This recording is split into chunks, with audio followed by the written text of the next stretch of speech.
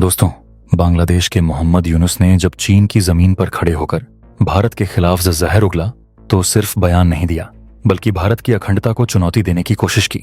Chicken नेक जैसे संवेदनशील रणनीतिक क्षेत्र को लेकर उन्होंने जो साजिशी संकेत दिए वो साफ दिखाते हैं कि बांग्लादेश अब चीन के इशारे पर भारत की सुरक्षा में सेंध लगाने की तैयारी में है।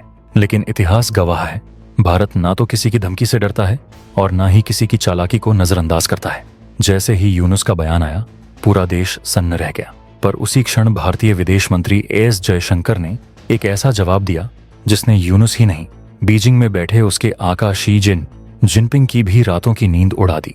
जयशंकर ने न सिर्फ बांग्लादेश को उसकी हैसियत याद दिलाई बल्कि दुनिया को भी बता दिया कि बंगाल की खाड़ी में भारत की सबसे लंबी तटरेखा कोई भूगोल का इत्तेफाक नहीं बल्कि एक भू राजनीतिक शक्ति है जो हिंद महासागर में भारत की बादशाहत तय करती है। तो चलिए आज के वीडियो में जानते हैं कि कैसे भारत ने यूनुस की साजिश का करारा जवाब दिया, कैसे चीन बांग्लादेश की नजदीकियों के पीछे छुपा है एक खतरनाक खेल और कैसे भारत एक एक चाल को मात देने के लिए तैयार है। वीडियो में लास्ट तक बने रहिए। लेकिन वीडियो में आगे जाने से पहले भारत ने बांग्लादेश को मुंह पर जवाब दिया, इसके लिए वीडियो को लाइक करके कमेंट बॉक्स में जय हिंद जरूर लिखें। हाल ही में चीन के दौरे पर गए मोहम्मद यूनुस ने जब शी जिनपिंग के सामने खड़े होकर यह दावा किया कि भारत के उत्तर पूर्वी राज्य बंगाल की खाड़ी तक उनकी कृपा से पहुंचते हैं और अगर बांग्लादेश न चाहे तो भारत पूरी तरह कट सकता है, तो उन्होंने न सिर्फ भारत की संप्रभुता को चुनौती दी बल्कि एक गहरी साजिश की ओर भी इशारा किया। यूनुस का इशारा साफ था, चिकेन नेक जैसे संवेदनशील गलियारे को लेकर भारत को घेरने की कोशिश। लेकिन क्या यह दावा सच है? क्या वाकई भारत का पूर्वोत्तर बांग्लादेश पर इतना निर्भर है कि उसका समुद्री व्यापार ठप हो सकता है? जवाब आया भारत के उस सपूत से जो हर अंतर्राष्ट्रीय मंच पर देश की आवाज बन चुके हैं, एस जयशंकर।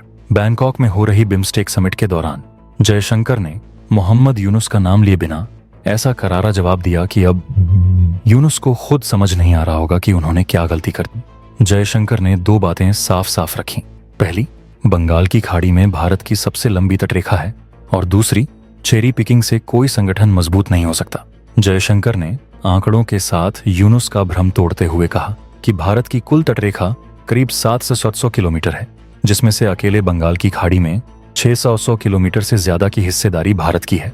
वहीं बांग्लादेश की कुल तटरेखा मात्र 586 किलोमीटर है, यानी भौगोलिक तौर पर भारत इस क्षेत्र में सबसे मजबूत स्थिति में है। जयशंकर यहीं नहीं रुके।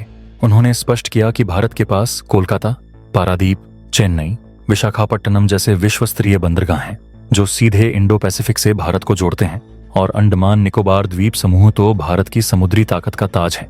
मतलब साफ है, भारत को किसी के गेटवे की जरूरत नहीं। यूनुस के बयान की धज्जियां उड़ाते हुए जयशंकर ने दूसरा मुद्दा उठाया, चेरी पिकिंग का। उन्होंने कहा कि क्षेत्रीय संगठनों को अगर मजबूत बनना है तो उन्हें सभी सदस्य देशों को समान महत्व देना होगा। बांग्लादेश ने चीन, नेपाल, भूटान जैसे देशों की बात कर भारत को साइडलाइन करने की जो कोशिश की, उस पर जयशंकर ने कहा कि BIMSTC जैसे संगठनों को इंटीग्रेटेड आउटलुक अपनाना होगा। और जब बात चिकेन नेक की आई तो जयशंकर ने यह भी याद दिलाया कि भारत पहले ही अपने वैकल्पिक समुद्री रास्तों पर काम कर चुका है, चाहे वो इंडिया, म्यांमार, थाईलैंड त्रिपक्षीय हाईवे हो या फिर Kaladan multi modal transit project.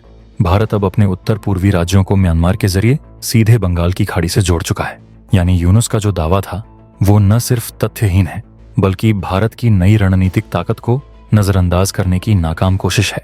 Jaishankar का यह जवाब केवल यूनुस के लिए नहीं था बल्कि उन सभी देशों के लिए था जो अब भी भारत को 90 के दशक वाला कमजोर देश समझते हैं। चाहे नेपाल हो, बांग्लादेश हो या चीन, अब सभी को समझना होगा कि भारत हर मोर्चे पर तैयार है। भारत अब केवल जवाब नहीं देता बल्कि सवाल पूछने वालों की सोच तक बदल देता है।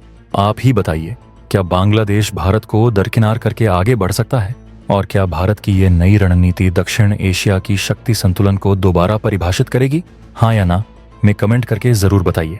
वीडियो को अगर अभी तक आपने लाइक नहीं किया है तो लाइक करके चैनल को सब्सक्राइब कर लें। मिलते हैं अगले वीडियो में। जय हिंद, जय भारत।